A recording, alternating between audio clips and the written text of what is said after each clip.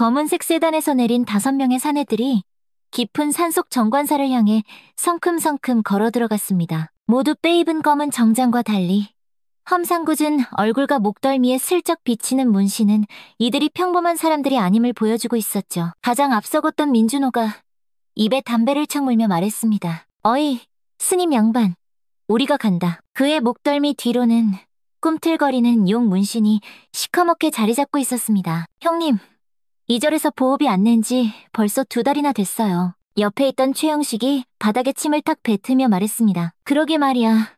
전에 있던 주지스님은 꼬박꼬박 잘 바치더만 뒤따르던 발기태가 낄낄거리며 거들었죠. 형님, 근데 새로운 스님이 젊은 여자라던데요? 그 말에 민준호의 눈이 번뜩였습니다. 여자라고?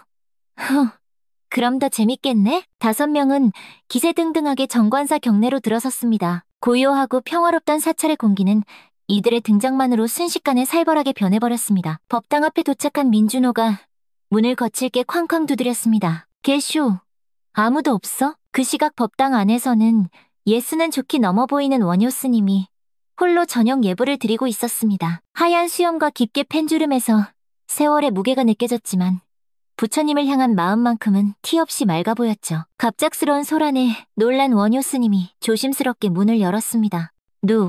누구신지요? 민준호가 기다렸다는 듯 담배 연기를 원효 스님의 얼굴에 후 하고 뿜으며 말했습니다. 아시면서 뭘 물어?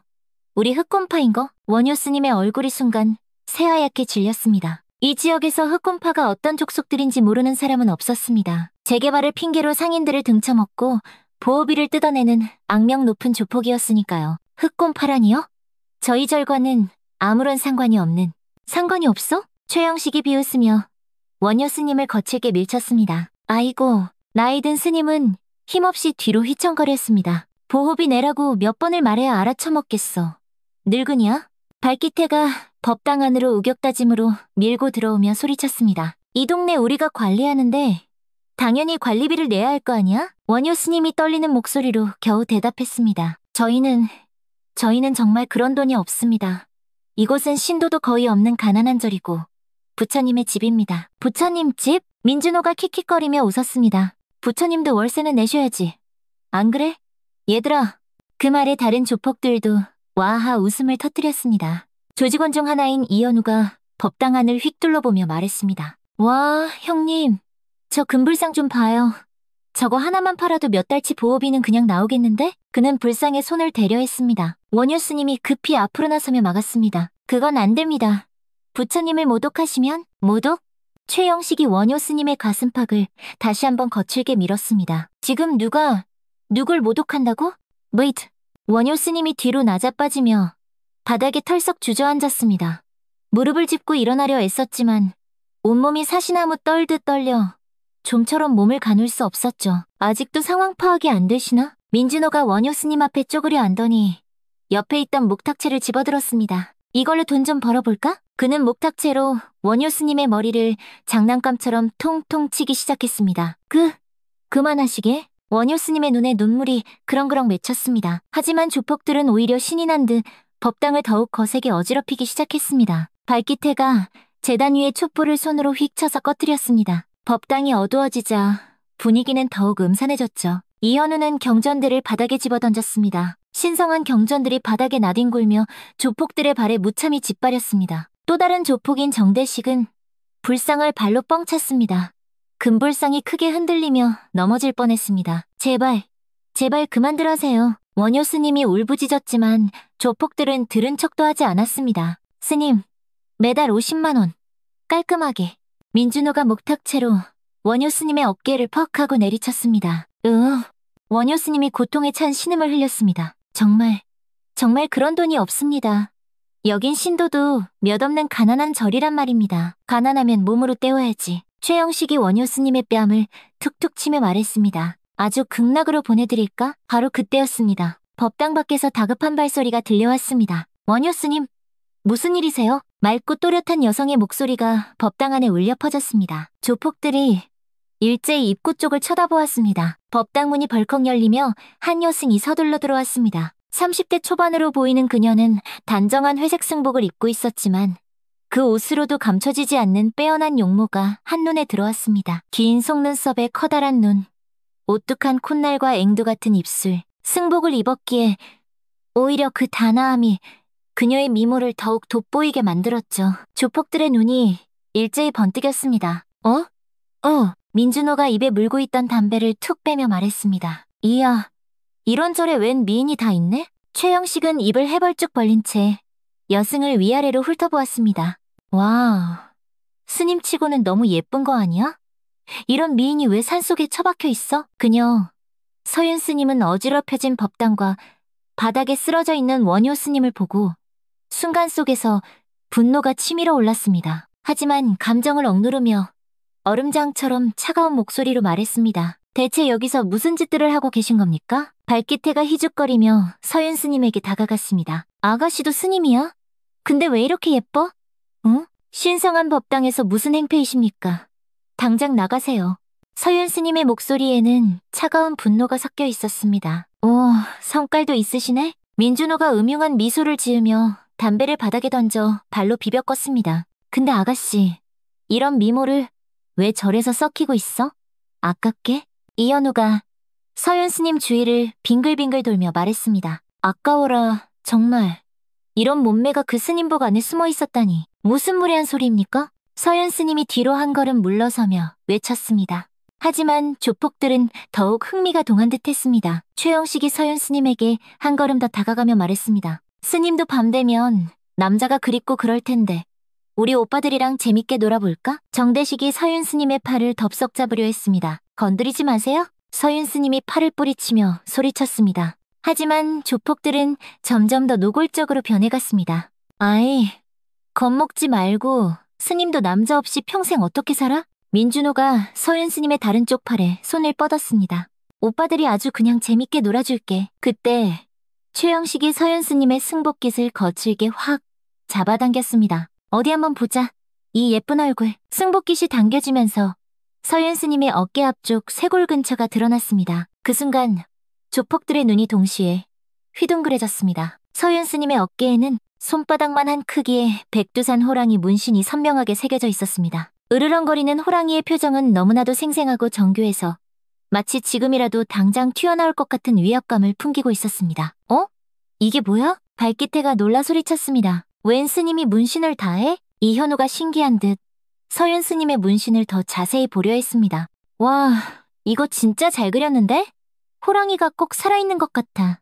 민준호는 오히려 더 흥미롭다는 듯 말했습니다. 이야, 이런 거친 문신까지 하고 아주 내 스타일이야. 더 마음에 드는데? 조폭들은 그 문신의 진짜 의미를 전혀 알지 못했습니다. 그저 멋을 위해 새긴 호랑이 문신 정도로만 생각했죠. 그들의 행동은 더욱 거칠어졌습니다. 최영식이 서윤 스님의 어깨를 더 드러내려고 했습니다. 아무래도 이거 가짜 스님 같은데? 문신도 하고 말이야. 정대식이 음흉하게 웃으며 말했습니다. 그럼 더 재밌겠네. 진짜 스님이 아니면 상관없는 거 아니야? 서윤 스님의 눈빛이 점점 얼음장처럼 차가워졌습니다.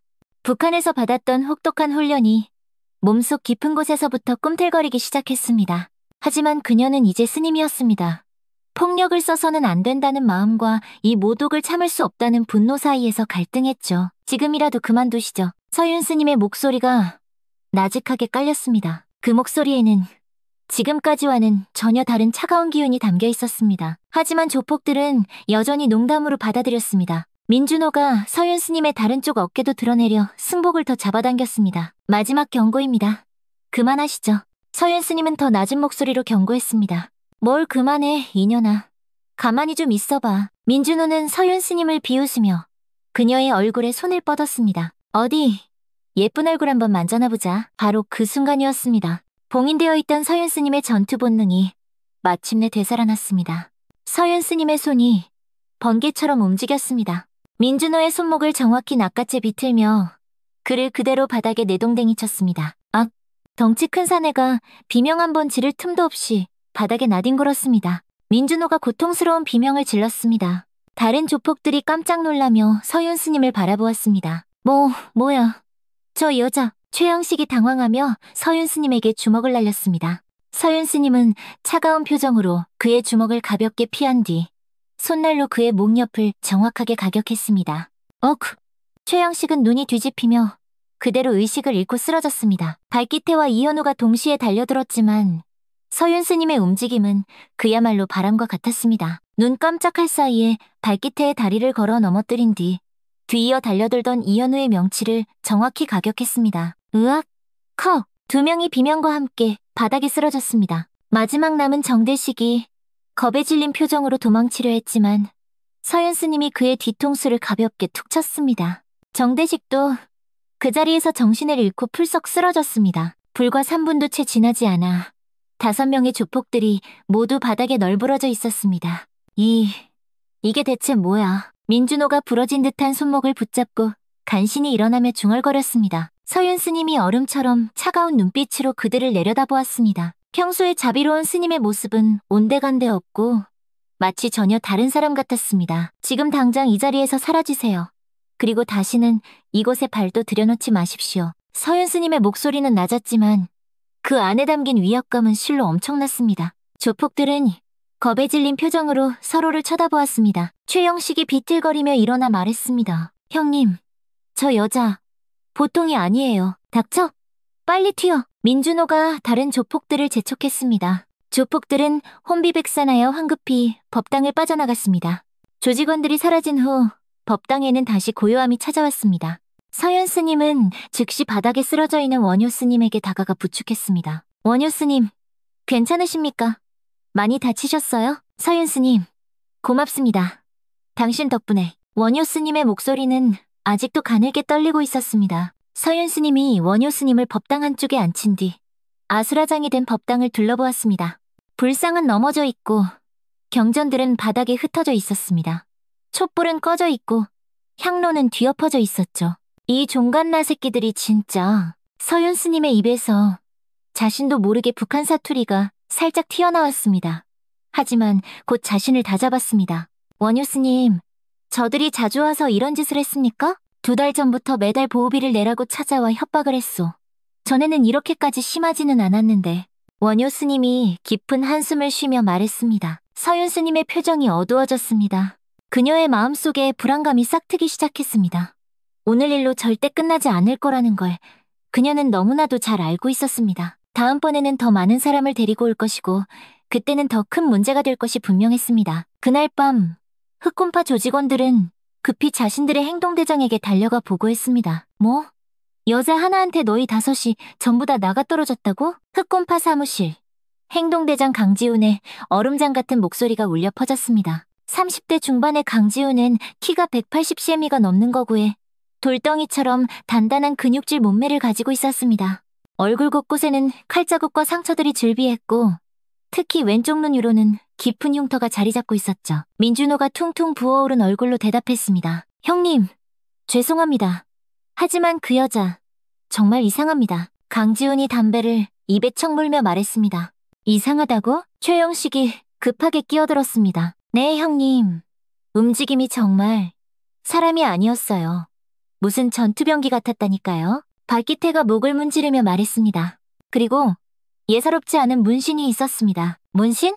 강지훈의 눈빛이 순간 번뜩였습니다. 어깨에 호랑이 문신이 새겨져 있었어요. 백두산 호랑이 같은 어깨.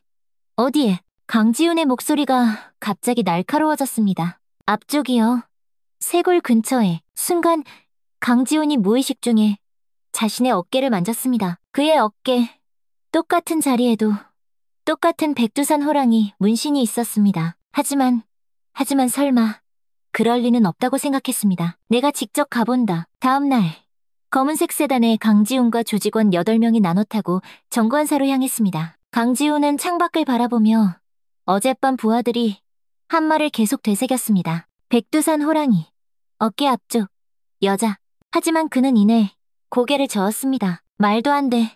그럴 리가 없어. 30분 후 일행은 정관사에 도착했습니다. 강지훈과 그 무리가 정관사 경내로 들어서자 고요했던 사찰의 공기가 다시 팽팽한 긴장감으로 가득 찼습니다. 강지훈이 부하들에게 말했습니다. 내가 먼저 들어갈 테니 너희는 여기서 대기해. 형님, 혼자 들어가시게요? 민준호가 걱정스럽게 물었습니다. 어제 그 여자 얼마나 위험한지. 여자 하나가 뭘 어쩌겠어. 강지훈이 비웃으며 홀로 법당으로 향했습니다. 법당 앞에 도착한 그가 문을 똑똑 두드렸습니다. 잠깐 나와보시죠. 법당 안에서 움직이는 소리가 들리더니 문이 살짝 열렸습니다. 원효 스님이었습니다. 누구십니까? 흑곰파 행동대장 강지훈입니다. 어제 일 때문에 왔습니다. 원효 스님의 얼굴이 새하얗게 질렸습니다. 우리 애들한테 행패를 부렸다고 들었는데 좋은 말로 할 때 빨리 나오시죠. 그때 법당 안에서 다른 목소리가 들려왔습니다. 원효 스님, 제가 나가겠습니다. 여성의 목소리였습니다. 강지훈의 몸이 순간 굳어졌습니다. 그 목소리, 어디선가 들어본 것 같은. 법당 안에서 발소리가 들려왔습니다. 점점 가까워지는 발소리에 강지훈의 심장이 미친 듯이 뛰기 시작했습니다. 그리고 마침내 법당 문이 완전히 열렸습니다. 한 여성이 모습을 드러냈습니다. 30대 초반으로 보이는 아름다운 얼굴, 막디 맑은 눈동자, 단정한 회색 승복. 하지만 그 안에 감춰진 강인함이 느껴졌습니다. 강지훈과 서윤 스님, 두 사람이 서로의 눈을 마주보는 순간 세상의 모든 시간이 멈췄습니다. 강지훈의 눈이 세차게 흔들렸습니다. 입이 살짝 벌어졌습니다.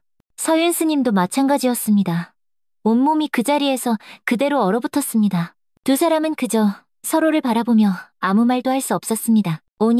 무려 5년이라는 세월이 흘렀지만 서로를 알아보는 데는 단 1초도 걸리지 않았습니다. 강지훈의 머릿속이 새하얗게 비었습니다. 서아야.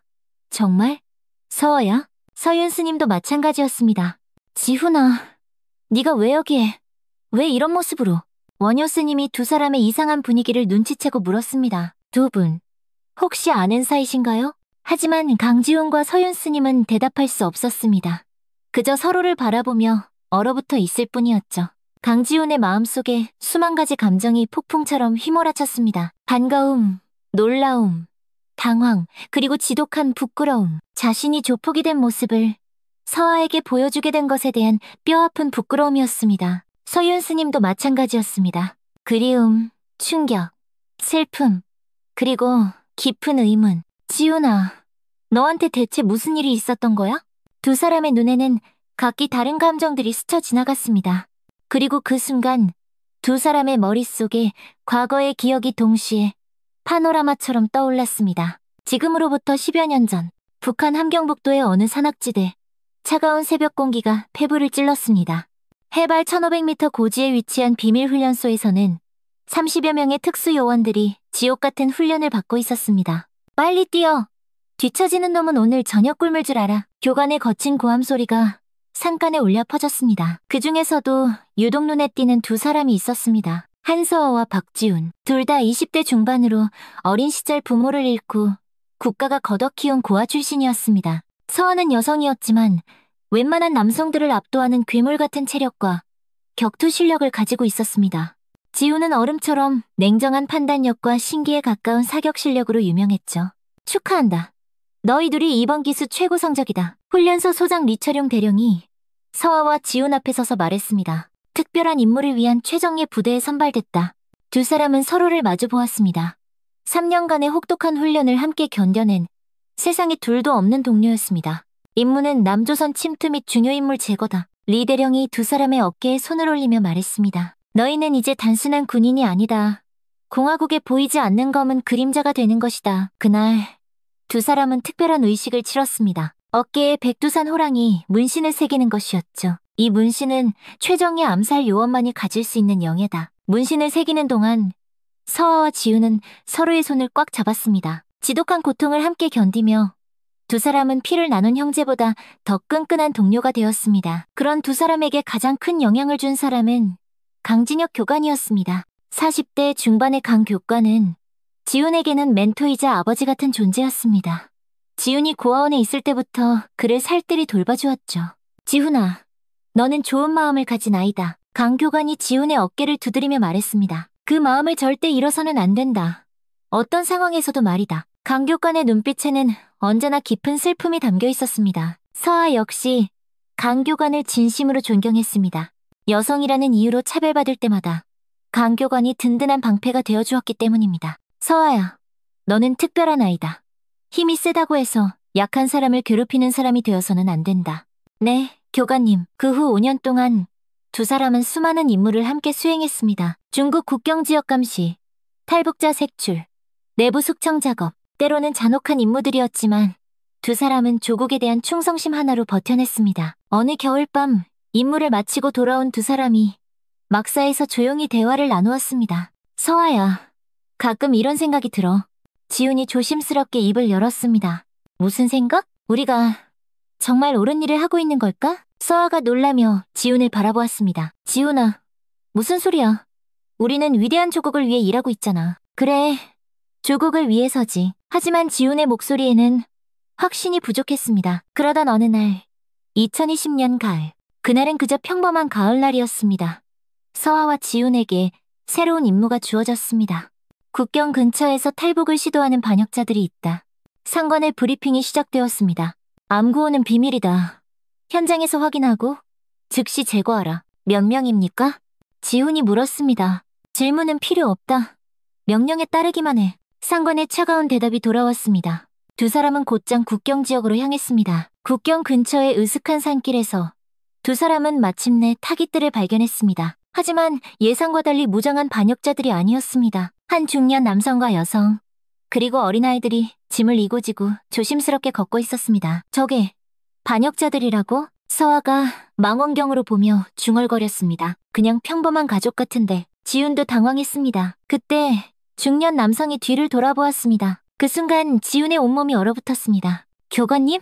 그 중년 남성은 바로 강진혁 교관이었습니다. 설마 교관님이? 지훈이 믿을 수 없다는 표정으로 말했습니다. 서아 역시 엄청난 충격을 받았습니다. 그들이 가장 존경하던 교관이 탈북을 시도하고 있었던 겁니다. 두 사람은 조용히 강 교관 가족에게 접근했습니다. 교관님? 지훈의 목소리에 강 교관이 돌아보았습니다. 지훈아, 서아야. 강 교관의 얼굴에는 절망과 안타까움이 동시에 스쳐 지나갔습니다. 왜 여기에? 임무로 왔습니다. 반역자를 처단하라는. 지훈의 목소리가 떨렸습니다.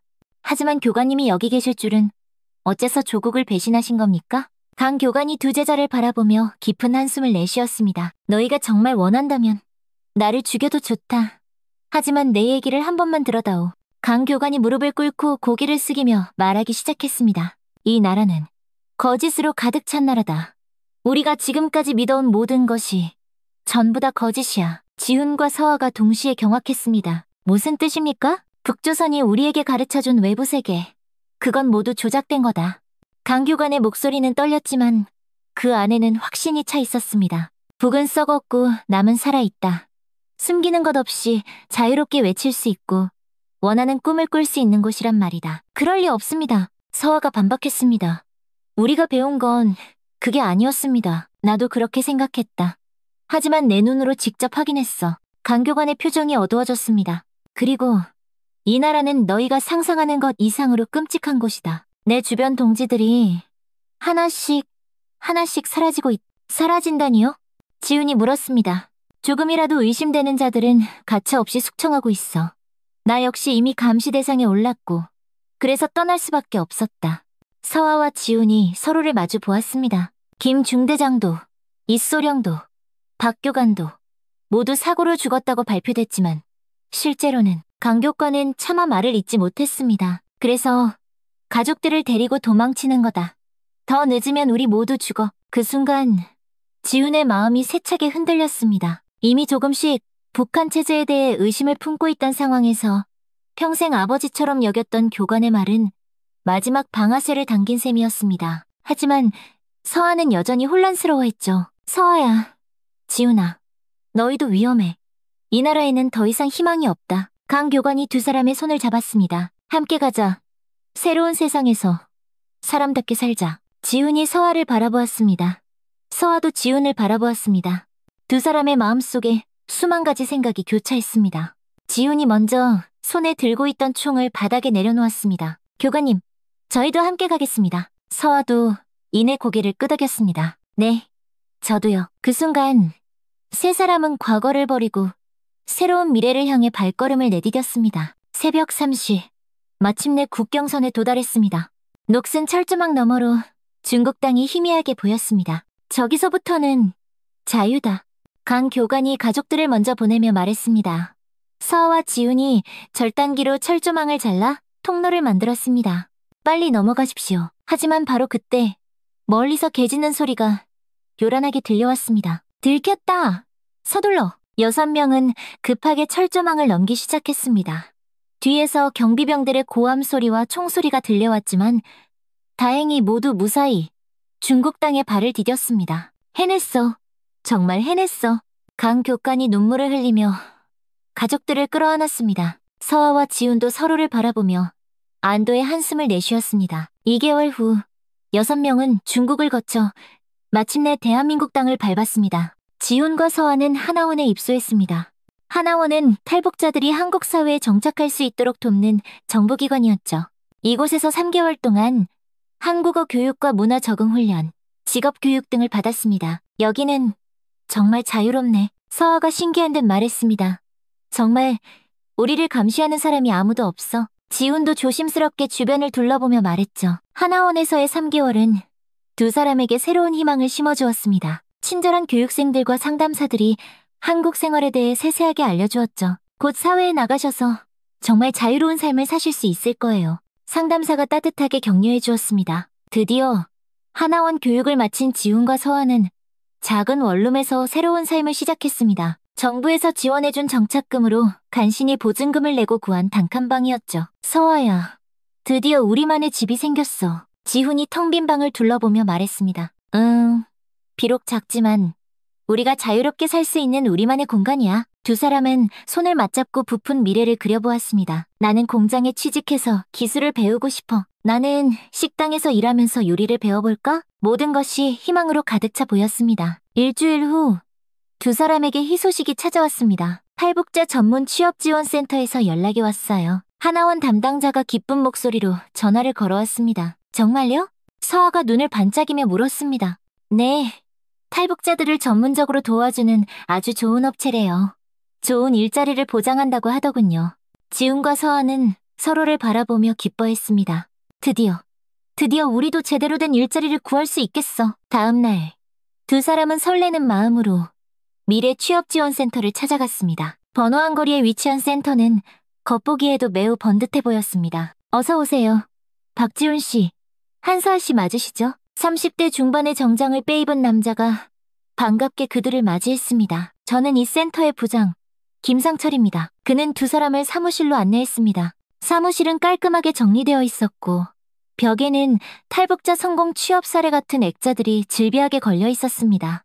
저희 센터는 탈북자분들만을 전문적으로 돕는 곳입니다. 김상철이 친근한 미소를 지으며 설명했습니다. 정부 지원을 받아 운영되고 있고 지금까지 95%의 취업 성공률을 자랑하죠. 지훈 씨는 체격도 좋고 아주 성실해 보이시네요. 김상철이 지훈을 보며 말했습니다. 큰 물류회사에서 관리직으로 일할 수 있도록 제가 책임지고 꽂아드리겠습니다. 월급도 300만 원 정도로 맞춰드릴 수 있고요. 지훈의 눈이 커졌습니다. 북한에서는 상상조차 할 수 없는 거액이었습니다. 서아 씨는 미모가 워낙 뛰어나시네요. 김상철이 서아를 보며 말했습니다. 호텔 프런트나 백화점 안내 데스크 같은 일은 어떠세요? 깔끔하고 품위 있는 일이죠. 제가 정말 그런 일을 할 수 있을까요? 서아가 기대에 찬 목소리로 물었습니다. 물론입니다. 저희가 책임지고 연결해드리죠. 김상철이 자신있게 대답했습니다. 다만 일자리를 연결해드리는데 소정의 수수료가 있습니다. 첫 달 급여의 30% 정도만 저희에게 주시면 됩니다. 두 사람은 흔쾌히 동의했습니다. 너무나도 파격적인 조건이었기 때문입니다. 일주일 후 서아에게 첫 연락이 왔습니다. 서아 씨, 일자리 구했습니다. 강남의 고급 레스토랑이에요. 레스토랑이요? 네, 접대 업무입니다. VIP 손님들과 대화하고 술 따라드리는 간단한 일이죠. 서아가 불안한 표정을 지었습니다. 저는 그런 일은 하고 싶지 않은데요. 아, 걱정 마세요. 그냥 옆에서 대화만 하는 거예요. 다른 건 절대 없습니다. 김상철이 안심시켰습니다. 호텔 프런트 일은 아직 자리가 안 나서요. 일단 여기서 경험을 좀 쌓으시면 더 좋은 곳으로 바로 옮겨드릴게요. 결국 서아는 그 제안을 받아들였습니다. 하지만 첫날 밤, 서아는 충격적인 현실과 마주해야 했습니다. 어이, 새로운 애야? 이쁘장하게 생겼네. 술에 취한 중년 남자가 서아에게 추근대며 손을 뻗었습니다. 저는 그런 일 하는 사람이 아닙니다. 서아가 뒤로 물러서며 말했습니다. 뭐? 그런 일이 아니라고? 업소 사장이 비웃으며 다가왔습니다. 야, 너 여기가 어딘 줄 알고 왔어? 탈북자 주제에 어디서 까탈을 부려? 저는 대화만 하는 일이라고 들었습니다. 손님, 비위 맞춰주는 게 대화지. 그럼 뭐야? 몸으로 하는 대화 말이야. 몸으로. 서아의 얼굴이 새하얗게 질렸습니다. 못하겠습니다. 나가겠어요? 나가? 나가려면 위약금 500만 원 내고 나가. 위약금이요? 그래. 인력사무소 놈들이 너 소개해주면서 받아간 돈이야. 못 내면 여기서 뼈를 묻을 때까지 일해야지. 서아는 그제야 자신이 완전히 속았다는 것을 깨달았습니다. 며칠 후 지훈에게도 연락이 왔습니다. 지훈 씨? 물류회사 일자리 나왔습니다. 정말입니까? 네. 그런데 처음에는 현장 경험부터 좀 쌓으셔야 해요. 김상철이 말했습니다. 오늘 당장 나가시면 됩니다. 아주 쉬운 일이에요. 그냥 옆에 서 있기만 하면 되거든요. 지훈은 기쁜 마음으로 김상철이 알려준 장소로 향했습니다. 지훈이 도착한 곳은 허름한 상가 건물 앞이었습니다. 어이, 새로 온 친구인가? 건장한 남자가 지훈에게 다가왔습니다. 네, 박지훈입니다. 좋아. 오늘 할 일은 간단해. 저기 할머니 집에 가서 돈만 받아오면 돼. 돈? 요? 응. 밀린 월세 받으러 가는 거야. 넌 그냥 내 옆에서 폰만 잡고 서 있기만 하면 돼. 지훈은 뭔가 이상하다고 생각했지만 일단 남자를 따라 나섰습니다. 낡은 다세대 주택 앞에서 남자가 문을 쾅쾅 두드렸습니다. 할머니, 돈 준비됐어요? 문이 열리자 70대로 보이는 할머니가 겁에 질린 얼굴로 나왔습니다. 아직 준비가 안 됐는데. 뭐요? 또 준비가 안 됐다고? 남자의 목소리가 거칠어졌습니다. 일주일 전에도 똑같은 소리 했잖아요. 그때서야 지훈은 깨달았습니다. 이것은 월세가 아니라 악랄한 불법 사채업이라는 것을. 할머니, 이자까지 쳐서 500만 원입니다. 그런 돈이 어디 있어. 제발 며칠만 더 기다려주시오. 할머니가 울먹이며 애원했습니다. 지훈의 가슴이 미어지는 듯 아팠습니다. 북한에서 무고한 사람들을 해치기 싫어 목숨 걸고 탈북했는데 남한에 와서도 똑같은 짓을 하고 있었던 겁니다. 돈 못 내시면 이 집이라도 넘겨받아야겠습니다. 남자가 으름장을 놓았습니다. 지훈은 더 이상 참을 수 없었습니다. 그만하시죠. 할머니께서 이렇게 힘들어하시지 않습니까? 뭐? 야, 너 지금 누구 편 드는 거야? 남자가 지훈을 획 째려보았습니다. 돈이 그렇게 급하시면 다른 방법을 찾아보십시오. 다른 방법? 이 새끼가 지금 나를 가르치려고 들어? 남자가 지훈의 가슴팍을 세게 밀쳤습니다. 하지만 북한 특수부대 출신인 지훈은 꿈쩍도 하지 않았습니다. 그만하고 돌아갑시다. 지훈이 얼음장처럼 차가운 목소리로 말했습니다. 그날 저녁, 지훈과 서아는 각자 겪었던 끔찍한 경험을 서로에게 털어놓았습니다. 서아야, 우리 완전히 속았어. 나도 그래, 지훈아. 이게 대체 뭐야? 두 사람은 다음날 분노에 차 취업업체를 다시 찾아갔습니다. 이게 대체 어떻게 된 일입니까? 지훈이 김상철에게 거세게 따졌습니다. 약속과 완전히 다르지 않습니까? 김상철이 코웃음을 치며 대답했습니다. 약속? 무슨 약속? 관리직이라고 하지 않으셨습니까? 관리직 맞잖아. 돈 안 갚는 할망구들 관리하는 거. 김상철이 조롱하듯 말했습니다. 서아도 분노에 차소리쳤습니다. 저는 호텔 프론트라고 하셨잖아요. 호텔 맞네. 뭘? 러브호텔. 김상철과 다른 직원들이 배를 잡고 와하하 웃음을 터뜨렸습니다. 당신들이 여기서 뭘 할 수 있겠어? 김상철이 두 사람을 위아래로 훑어보며 말했습니다. 북한에서 넘어온 빨갱이 주제에 어디서 까탈을 부려? 무슨 소리여? 지훈이 버럭 화를 냈습니다. 뭐? 사실 아니야? 김상철이 더욱 노골적으로 모욕했습니다. 니까짓 것들이 대한민국에서 뭘 할 수 있을 것 같아? 그냥 우리가 시키는 대로 해. 제발 다른 일자리를 소개해주세요. 서아가 간절하게 애원했습니다. 다른 일자리?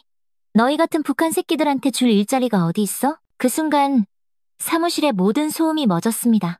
지훈의 눈빛이 싸늘하게 변했습니다. 지금 뭐라고 하셨습니까? 못 들었어? 북한 새끼라고 했다. 왜?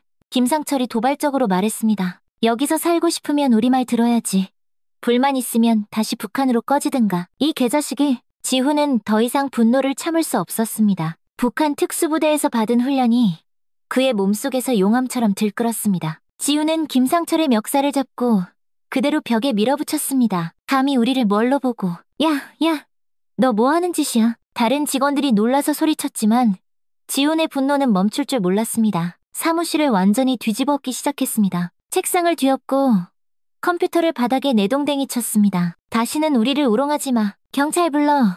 빨리 경찰 부르라고 김상철이 비명을 질렀습니다. 30분 후 경찰이 도착했습니다. 누가 신고하셨습니까?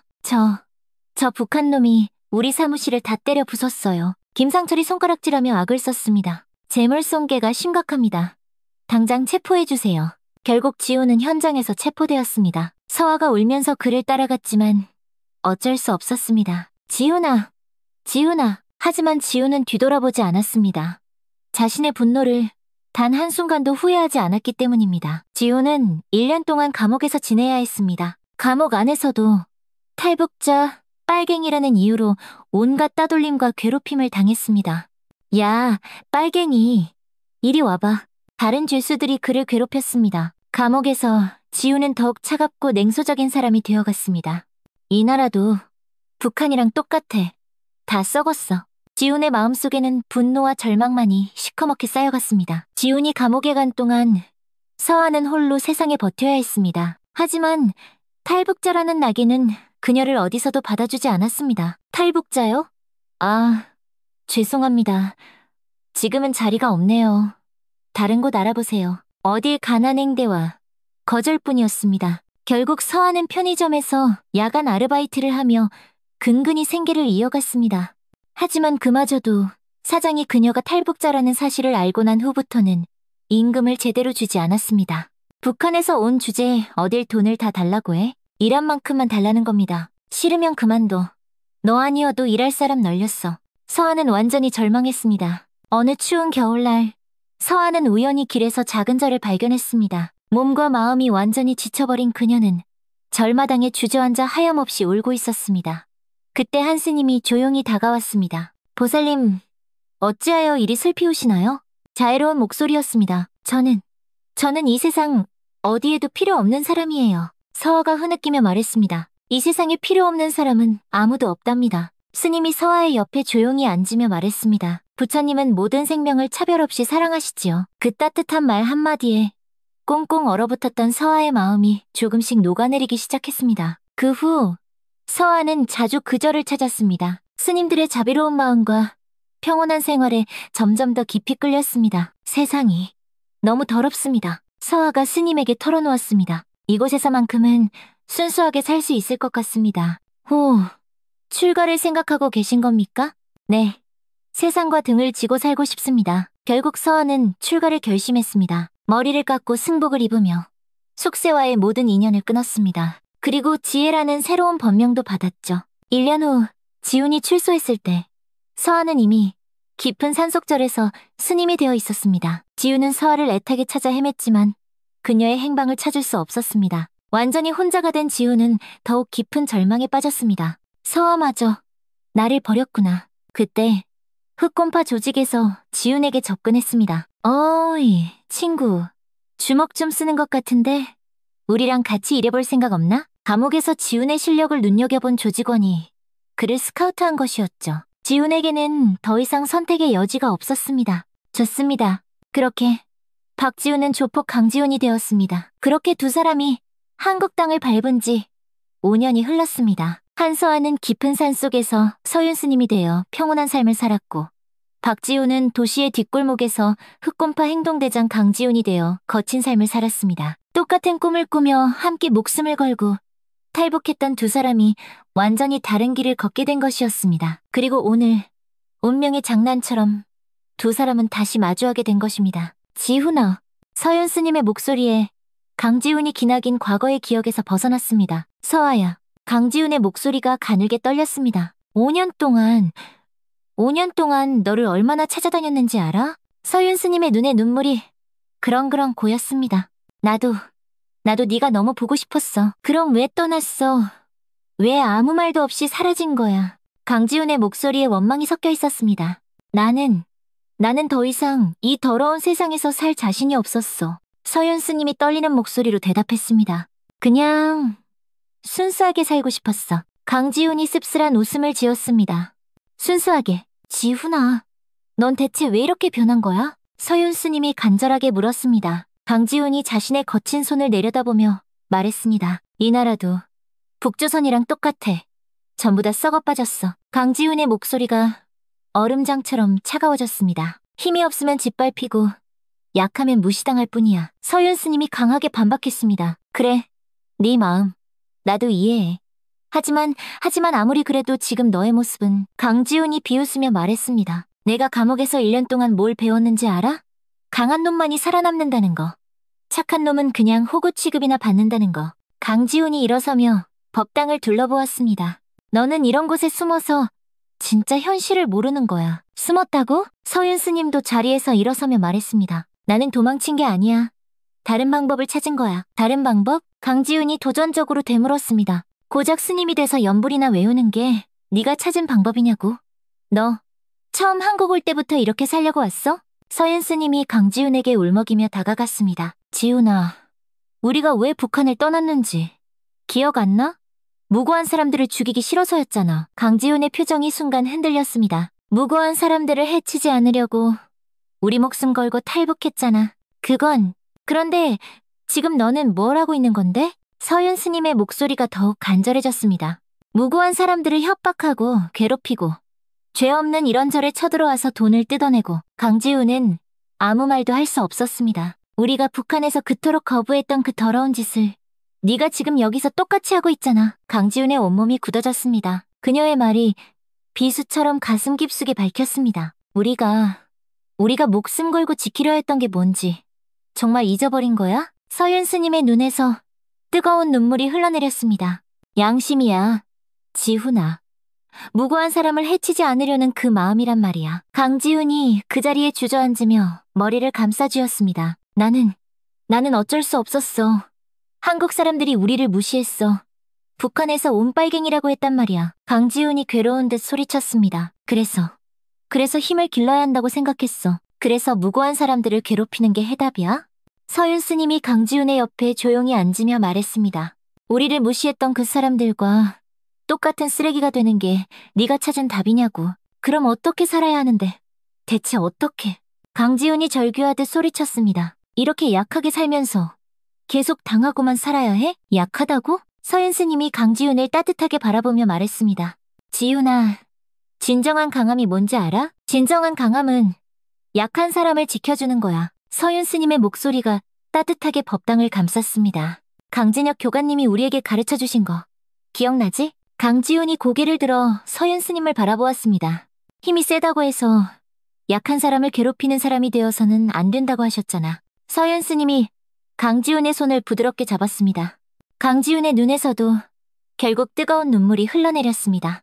서아야, 나 정말 길을 잃었었구나. 강지훈이 떨리는 목소리로 말했습니다. 아직 늦지 않았어. 서윤 스님이 강지훈을 격려했습니다. 다시 시작할 수 있어. 다시 시작? 우리가 북한에서 그토록 꿈꿨던 그 산 말이야. 서윤 스님이 희미한 미소를 지으며 말했습니다. 무고한 사람들을 지켜주고 정의롭게 사는 삶. 강지훈이 서윤 스님을 바라보며 물었습니다. 정말 그게 가능할까? 물론이야. 내가 곁에서 도와줄게. 서윤 스님이 강지훈의 두 손을 꼭 잡으며 말했습니다. 지훈아, 절로 들어와. 절로? 응. 여기서 새로운 삶을 시작하는 거야. 나와 함께. 강지훈이 당황하며 말했습니다. 나 같은 인간이 스님이 될 수 있을까? 스님이 되라는 게 아니야. 서윤 스님이 고개를 저으며 말했습니다. 그냥 여기서 마음을 정리하고 진짜 네가 원하는 삶이 뭔지 천천히 생각해봐. 내가 원하는 삶. 강지훈의 마음이 세차게 흔들리기 시작했습니다. 하지만 서아야, 강지훈이 걱정스러운 표정으로 말했습니다. 내가 조직을 떠나면 저놈들이 날 가만두지 않을 거야. 무슨 뜻이야? 조직에서는 한번 들어온 사람은 죽을 때까지 조직원이어야만 해. 서윤 스님의 표정이 어두워졌습니다. 그럼 평생 그렇게 살아야 한다는 거야? 그런 셈이지. 강지훈이 깊은 한숨을 쉬며 말했습니다. 그래도 시도해봐야지. 서윤 스님이 용기를 북돋아 주었습니다. 방법이 있을 거야. 분명히. 바로 그때 법당 밖에서 민준호의 목소리가 들려왔습니다. 형님, 너무 오래 계시는 거 아닙니까? 괜찮으세요? 저희 들어가겠습니다. 강지훈이 긴장하며 일어섰습니다. 나가봐야겠다. 더 있으면 의심받을 거야. 지훈아, 약속해. 서윤 스님이 강지훈의 팔을 잡았습니다. 예? 다시 한번 생각해보겠다고. 오늘 우리가 나눈 이야기 말이야. 강지훈이 잠깐 망설이더니 이내 고개를 끄덕였습니다. 알겠어. 생각해볼게. 강지훈이 법당문으로 향하며 뒤돌아보았습니다. 서아야. 응. 오늘 고맙. 강지훈이 법당을 나서자 기다리고 있던 부하들이 그를 애웠었습니다. 형님, 안에 무슨 일 있으셨습니까? 민준호가 물었습니다. 일단 돌아간다. 네? 그냥 돌아갑니까? 어제 우리가 그렇게 당했는데. 시끄러워. 내 명령이야. 강지훈의 목소리에는 평소와 다른 무언가가 실려 있었습니다. 부하들은 의아해했지만 더 이상 묻지 않았습니다. 차를 타고 돌아가는 길 내내 강지훈은 생각에 잠겼습니다. 나는 지금 대체 뭘 하고 있는 거지? 법당에 홀로 남은 서윤 스님은 한참 동안 그 자리에 서 있었습니다. 원효 스님이 조심스럽게 다가와 물었습니다. 서윤 스님, 괜찮으신게요? 네, 스님. 괜찮습니다. 하지만 서윤 스님의 마음은 복잡하기만 했습니다. 지훈아, 제발 올바른 선택을 해줘. 그렇게 3일이 지났습니다. 마침내 강지훈은 결심을 굳혔습니다. 조직을 떠나기로. 하지만 그 과정이 순탄치 않으리라는 것은 불보듯 뻔했습니다. 일단 서아에게 가서 상의해보자. 강지훈은 다시 정관사로 향했습니다. 이번에는 완전히 혼자서였습니다. 법당 앞에서 강지훈이 조심스럽게 문을 두드렸습니다. 서아야, 나야, 지훈이야. 곧 문이 열리고 서윤 스님이 모습을 드러냈습니다. 혼자 왔구나? 응. 이번에는 정말 대화하러 왔어. 서윤 스님의 얼굴에 희망의 빛이 번졌습니다. 어서 들어와. 법당에 들어온 강지훈이 서윤 스님 앞에 조용히 앉았습니다. 서아야, 3일 동안 계속 생각했어. 네 말이 전부 다 맞아. 우리가 왜 목숨 걸고 탈북했는지. 서윤 스님이 감동한 얼굴로 강지훈의 손을 잡았습니다. 정말? 정말 그렇게 생각해? 응. 지훈아. 서윤 스님의 눈에 다시 눈물이 고였습니다. 그럼 이제 어떻게 할 거야? 강지훈이 깊은 숨을 한번 들이마시고 말했습니다. 조직을 나가고 싶어. 정말? 그리고 정말 가능하다면 여기서 새로운 시작을 하고 싶어. 서윤 스님이 기쁨의 차자리에서 일어났습니다. 정말 다행이야. 내가 뭐든지 도와줄게. 하지만 쉽지 않을 거야. 강지훈이 걱정스러운 표정으로 말했습니다. 조직에서 날 쉽게 놓아주지 않을 테니까. 그래도 시도해봐야지. 방법이 있을 거야. 그래. 일단 두목에게 직접 말씀드려볼게. 강지훈이 결심에 찬 표정으로 말했습니다. 나가고 싶다고. 그때 원효 스님이 따뜻한 차를 끓여와 두 사람에게 건넸습니다. 두 분의 대화를 들으니 늙은이 마음이 다 놓이는구려. 원효 스님이 자애로운 미소를 지으며 말했습니다. 사람은 누구나 언제든지 새로 시작할 수 있는 법입니다. 감사합니다, 스님. 강지훈이 정중히 인사했습니다. 저 같은 놈도 받아주실 수 있겠습니까? 물론입니다. 부처님은 모든 중생을 그 품에 안으시지요. 서윤 스님이 강지훈을 바라보며 말했습니다. 지훈아, 우리 정말 새로운 시작을 해보자. 응, 서아야. 두 사람은 서로의 손을 잡고 희미하게 미소 지었습니다. 바로 그때였습니다. 법당 밖에서 거친 발소리가 요란하게 들려왔습니다. 한두 명이 아니었습니다. 여러 명이 함께 오는 소리였죠. 강지훈의 표정이 순식간에 굳어졌습니다. 법당 문이 거칠게 벌컥 열렸습니다. 흑곰파 두목 마동철이 조직원 7명을 거느리고 들어왔습니다. 40대 초반의 마동철은 큰 키에 매서운 눈빛을 하고 있었습니다. 얼굴 전체에 흉터가 가득했고 특히 입 옆에 길게 찢어진 흉터가 인상적이었죠. 어이, 강지훈. 여기서 뭘 하고 있는 거야? 마동철의 목소리는 차갑고 위협적이었습니다. 두목님, 어떻게 여기까지? 강지훈이 당황하며 일어섰습니다. 내 놈 꼬라지가 하도 이상해서 따라와 봤지. 마동철이 법당 안을 휙 둘러보며 말했습니다. 얼마 전부터 하는 짓이 이상하다 했어. 갑자기 저런 그냥 두질 않나. 틈만 나면 딴 생각에 잠겨있질 않나. 그는 서윤 스님을 보며 음흉한 미소를 지었습니다.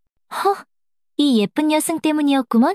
두목님, 그게 아니라. 닥쳐, 이 새끼야. 마동철이 강지훈의 말을 잘랐습니다. 너, 이 여자랑 대체 무슨 관계야? 사귀는 사이냐? 강지훈은 말문이 막혔습니다. 서아와의 과거를 말할 수도 없고 그렇다고 거짓말을 할 수도 없었기 때문입니다. 대답이 없네? 마동철이 강지훈에게 성큼성큼 다가가며 말했습니다. 너, 이 여자랑 뭔가 있지? 솔직하게 불어. 아닙니다, 두목님. 거짓말하지 마. 네 눈깔에 다 쓰여있어. 마동철이 서윤 스님을 훑어보며 말했습니다. 이 여우 같은 년이 너를 꼬드겼나? 그런 게 아닙니다. 강지훈이 급하게 말했습니다. 그럼 뭔데? 왜 이렇게 이절에 신경을 쓰냐고? 마동철의 의심은 점점 확신으로 변해갔습니다. 설마 너 이 여자 때문에 조직을 배신이라도 하려는 건 아니겠지? 강지우는 더 이상 숨길 수 없다고 판단했습니다. 두목님, 저 조직을 그만두고 싶습니다. 법당 안의 공기가 순간 얼어붙었습니다. 마동철과 다른 조직원들이 모두 강지훈을 쳐다보았습니다. 뭐라고? 마동철의 목소리가 지하실처럼 낮아졌습니다. 조직을 그만둔다고? 네, 이제 다른 삶을 살고 싶습니다. 강지훈이 그 자리에 무릎을 꿇으며 말했습니다. 제발 저를 보내주십시오. 이 미친 새끼가 돌았나. 마동철이 강지훈을 발로 걷어찼습니다. 감히 어딜 나간다고 주둥이를 놀려. 강지훈이 바닥에 쓰러졌지만 일어나지 않고 계속 무릎 꿇은 자세를 유지했습니다. 두목님, 제발은 무슨 놈의 제발이야? 마동철이 계속해서 강지훈을 발로 찼습니다. 서윤 스님이 더는 참을 수 없어 앞으로 나섰습니다. 그만하십시오. 마동철이 서윤 스님을 획 째려보았습니다. 어이, 스님, 남의 집안일에 왜 끼어들어? 지훈 씨가 그만두고 싶다는데 왜 강요하십니까? 당신들이 무슨 권리로 한 사람의 자유를 빼앗는단 말입니까? 서윤 스님이 용기를 내어 소리쳤습니다. 자유?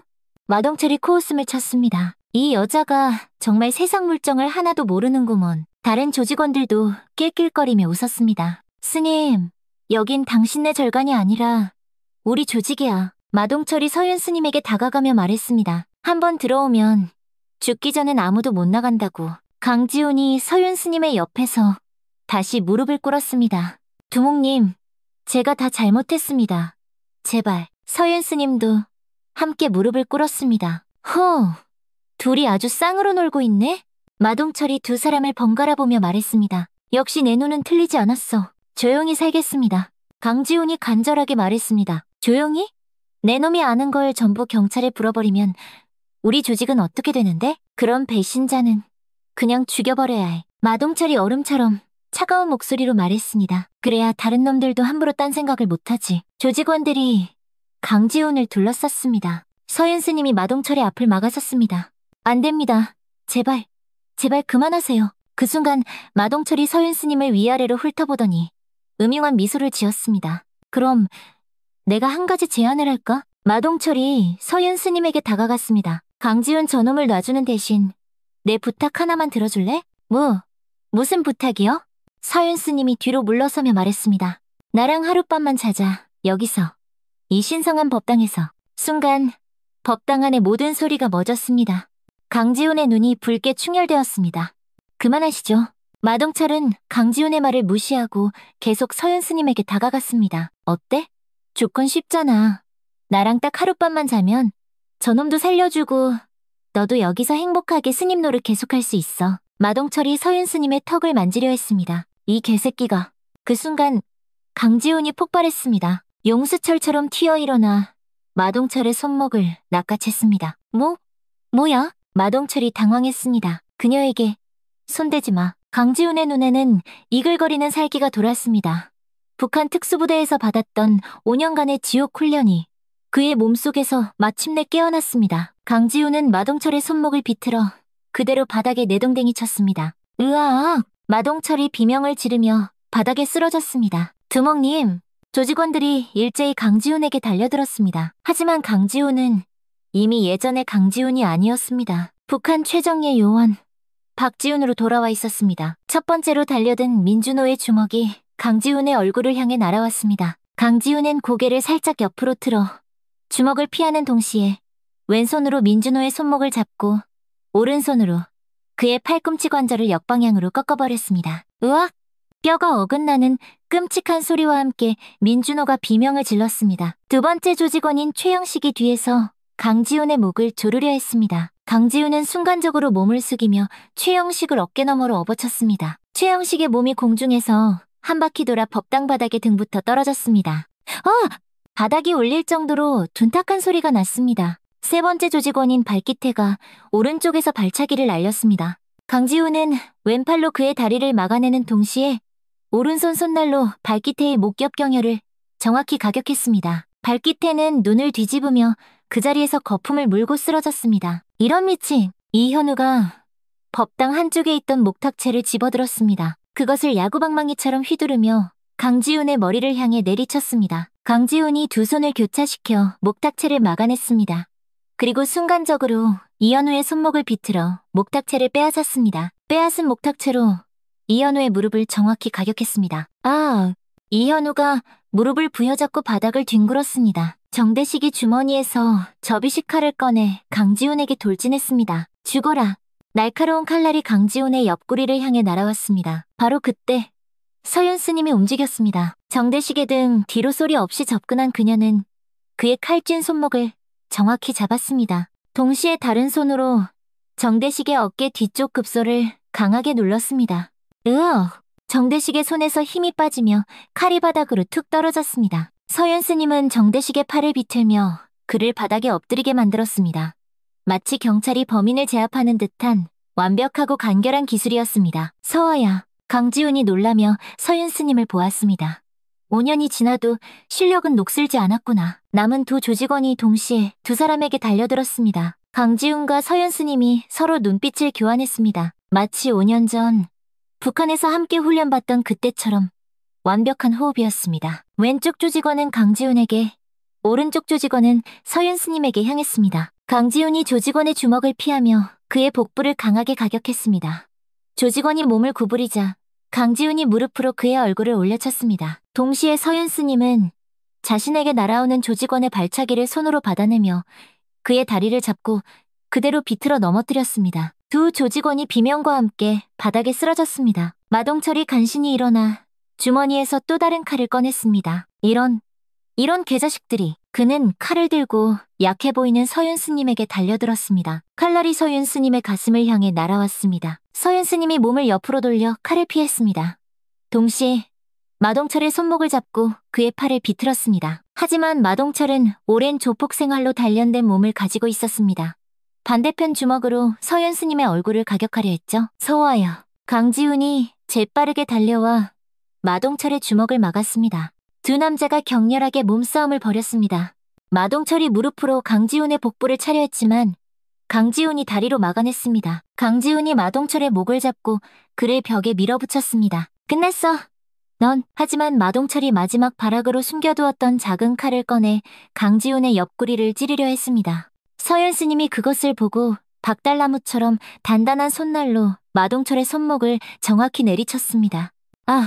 마동철의 손에서 칼이 떨어졌습니다. 강지훈과 서윤 스님이 동시에 마동철을 제압했습니다. 강지훈이 마동철의 팔을 등 뒤로 꺾었고 서윤 스님이 그의 다리를 걸어 넘어뜨렸습니다. 마동철이 얼굴부터 바닥에 처박혔습니다.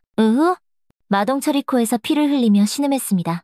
강지훈이 마동철의 등에 무릎을 올리고 그를 완전히 제압했습니다. 이제 정말 끝이야. 법당 바닥에는 7명의 조직원들이 모두 쓰러져 있었습니다. 어떤 이는 의식을 잃었고 어떤 이는 고통스럽게 신음하고 있었죠. 강지훈과 서윤 스님은 나란히 서서 그들을 내려다보았습니다. 두 사람 모두 숨이 약간 거칠어졌지만 다친 곳은 없었습니다. 다시는 이곳에 발도 들여놓지 마. 강지훈이 얼음처럼 차가운 목소리로 경고했습니다. 그리고 이 근처에서 아예 꺼져버려. 서윤 스님도 단호하게 말했습니다. 만약 이 근처에서 너희들을 다시 한번 보게 된다면 그땐 정말 가만두지 않을 거야. 마동철과 조직원들이 비틀거리며 혼비백산하여 법당을 빠져나갔습니다. 그들의 차 시동 소리가 겁에 질린 채 멀어져 갔습니다. 법당에는 다시 완전한 고요함이 찾아왔습니다. 강지훈과 서윤 스님이 서로를 마주 보았습니다. 서아야. 응. 지훈아. 이제 정말 자유야. 두 사람은 서로를 힘껏 끌어안았습니다. 5년 만에 되찾은 진정한 자유였습니다. 원효 스님이 감동한 얼굴로 두 사람을 바라보았습니다. 정말 다행입니다. 부처님께서 두 사람을 도우셨네요. 원효 스님, 감사합니다. 강지훈이 깊이 고개를 숙이며 말했습니다. 저 같은 사람을 끝까지 믿고 받아주셔서. 무슨 말씀을요? 부처님께서는 모든 중생을 품에 안으시는걸요. 일주일이 지났습니다. 강지훈은 그동안 정관사에서 지내며 마음을 정리했습니다. 서윤 스님과 원효 스님과 함께 절의 일상을 보내며 진정한 평화가 무엇인지 조금씩 깨달아가고 있었습니다. 어느 날 저녁, 강지훈이 서윤 스님에게 말했습니다. 서아야, 나도 스님이 되고 싶어. 정말? 서윤 스님의 얼굴에 기쁨이 번졌습니다. 응, 너와 함께 여기서 새로운 삶을 살고 싶어. 하지만 지훈아, 스님이 되는 건 쉬운 길이 아니야. 알고 있어. 하지만 나는 진심이야. 강지훈의 눈빛에는 흔들림 없는 확신이 담겨 있었습니다. 이곳에서 정말 깨끗하게 다시 살고 싶어. 며칠 후 강지훈이 정식으로 출가하는 날이 왔습니다. 원효 스님이 직접 강지훈의 머리를 깎아주었습니다. 사각, 사각, 가위 소리가 법당 안에 조용히 울려 퍼졌습니다. 검은 머리카락이 한 올 바닥으로 떨어져 내렸습니다. 강지훈은 거울을 통해 변해가는 자신의 모습을 묵묵히 바라보았습니다. 서윤 스님이 옆에서 그 모습을 지켜보며 눈물을 글썽였습니다. 지훈아, 후회하지 않아? 전혀. 강지훈이 옅은 미소를 지으며 대답했습니다. 이게 우리가 북한에서 꿈꿨던 진짜 자유일지도 몰라. 머리를 다 깎고 회색 승복으로 갈아입은 강지훈이 서윤 스님과 나란히 법당에 앉았습니다. 서아야, 솔직히 말하면 이게 우리가 꿈꿨던 한국 생활은 아니잖아. 강지훈이 조심스럽게 말했습니다. 서윤 스님이 고개를 끄덕였습니다. 그러게, 우리가 원했던 건 이런 게 아니었지. 평범하게 일하고 가정도 꾸리고 자유롭게 사는 것. 하지만 지훈아, 서윤 스님이 강지훈의 손을 잡으며 말했습니다. 우리가 원했던 삶은 아니지만 옳은 삶을 살 수는 있어. 강지훈이 서윤 스님의 말을 곰곰이 되새겨보았습니다. 옳은 삶이라. 그래? 서윤 스님이 계속해서 말했습니다. 죄 없는 사람들을 괴롭히지 않아도 되고 거짓으로 가득 찬 세상에서 벗어날 수 있고. 강지훈이 서윤 스님의 말을 이어받았습니다. 그렇게 생각하니까 나쁘지 않네. 두 사람이 서로를 바라보며 조용히 미소 지었습니다. 이제야 진짜 자유를 찾은 것 같아. 원효 스님이 강지훈에게 새로운 법명을 지어주었습니다. 앞으로는 자비라고 부르겠습니다. 자비요? 네. 자비로운 마음으로 모든 중생을 위해 살아가라는 뜻입니다. 강지훈. 이제는 자비 스님이 된 그가 깊이 고개를 숙였습니다. 감사합니다. 자비. 좋은 이름입니다. 해가 지고 법당에 은은한 촛불이 켜졌습니다. 서윤 스님과 자비 스님이 나란히 부처님 앞에 무릎을 꿇었습니다. 두 사람이 함께 합장하며 깊이 절했습니다. 부처님, 감사합니다. 서윤 스님이 진심으로 말했습니다. 저희에게 진정한 평화를 찾을 기회를 주셔서. 자비 스님도 감격의 찬목소리로 말했습니다. 저희에게 새로운 삶을 허락해 주셔서. 두 사람의 목소리가 고요한 법당에 잔잔히 울려 퍼졌습니다. 절을 마친 두 사람이 서로를 마주 보았습니다. 따스한 촛불이 두 사람의 얼굴을 온화하게 비춰주었습니다. 우리 정말 멀리도 돌아왔구나. 그러게. 하지만 결국 우리가 있어야 할 곳에 도착했어. 두 사람이 동시에 맑은 미소를 지었습니다. 그 미소에는 지난 5년간의 지독했던 고통과 슬픔이 모두 녹아 있었습니다. 그리고 앞으로 함께 걸어갈 새로운 희망도 함께 담겨 있었습니다. 오늘 이야기 마음에 드셨나요? 때로는 우리가 원했던 삶이 아닐지라도 올바른 길을 걸어갈 때 진정한 행복을 찾을 수 있다는 것을 기억하며 지금까지 긴 이야기 들어주셔서 진심으로 감사드립니다. 오늘도 행복하고 건강한 하루 보내시길 바랍니다. 지금까지 구름 같은 이야기였습니다.